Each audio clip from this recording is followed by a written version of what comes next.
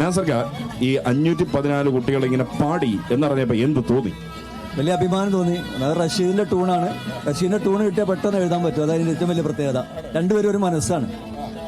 റഷീദ് എന്ത് പറയുന്നു? അതാണ് എനിക്ക് പറയാനുള്ളത്.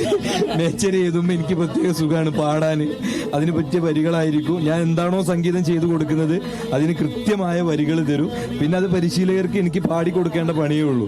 അപ്പോൾ എളുപ്പം കാര്യം നടക്കും. അതാണ് എപ്പം വിളിച്ചാലും ഇനിയിപ്പോൾ എന്താ രാത്രി നമ്മൾ 2 മണിക്കാവട്ടെ 3 മണിക്കാവട്ടെ എപ്പോഴാണോ വിളിച്ച് മാഷോട് പാട്ട് ചോദിക്കുന്നത് അപ്പോൾ അത് അവൈലബിൾ ആണ്.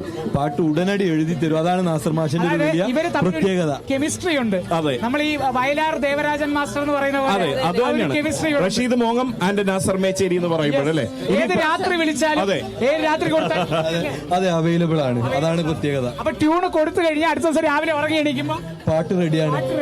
അവിടെയാണെങ്കിൽ ട്യൂണ് കിട്ടിക്കഴിഞ്ഞാൽ ഉടനെ തന്നെ പാട്ടിലേക്ക് വരുവാ, ഒഴുകി വരുവാല്ലേ പാട്ട്. ഭയങ്കര മടിയാണ് എഴുതാൻ, പക്ഷെ ഇരുന്ന് കഴിഞ്ഞാൽ പെട്ടെന്ന് എഴുതും.